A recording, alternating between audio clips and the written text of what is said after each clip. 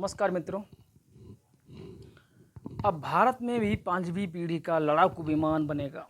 Advanced medium combat aircraft कार्यक्रम को सरकार ने मंजूरी दी है। रक्षा मंत्री राजनाथ सिंह ने एडवांस्ड मीडियम कॉम्बैक्ट एयरक्राफ्ट कार्यक्रम के क्रियान्वयन को मंजूरी दी है।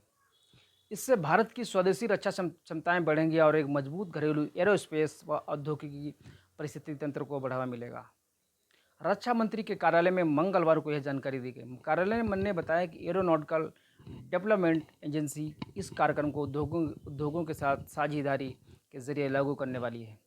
यह कदम भारत की स्वदेशी विशेषज्ञता, क्षमता और संसाधनों का उपयोग करके एएमसीए प्रोटोटाइप विकसित करने की दिशा में मील का पत्थर साबित होगी। इससे स्पेस क्षेत्र में आत्मनिर्भरता बढ़ेगी।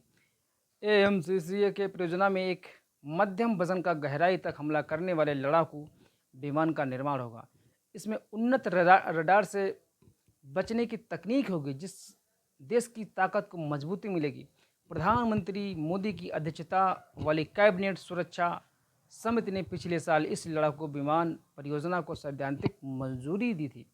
इस परियोजना की शुरुआती विकास जो है उसकी लागत करीब 15,000 करोड़ रुपये की गई है। भारतीय वायुसेना इस परियोजना को अपने दीर्घकालिक ज़रूरतों को देखते हुए लगातार आगे बढ़ाने की मांग कर रही है।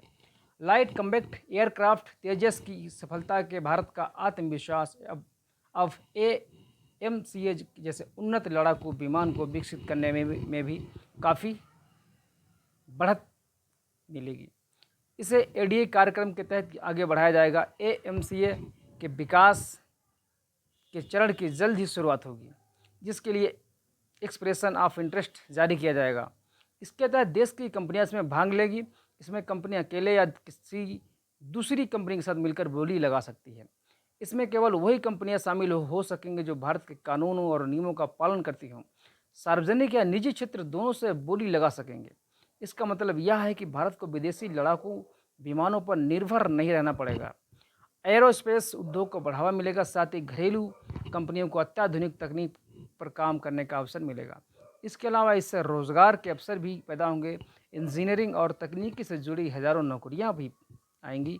यही नहीं, देश भविष्य में खुद के लड़ाकू विमानों की अन्य देशों को बिक्री करने की स्थिति में आ सकेगा।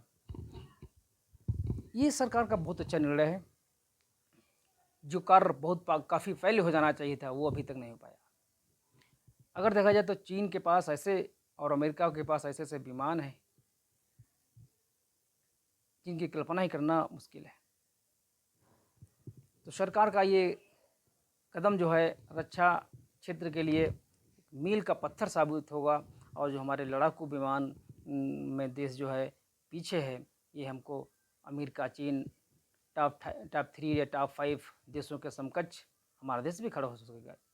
ये हमारे इंजीनियरों और वैज्ञानिकों के लिए और हमारे देश के लिए बहुत गर्व की बात होगी। मैं रियल भारत न्यूज़ के साथ मैं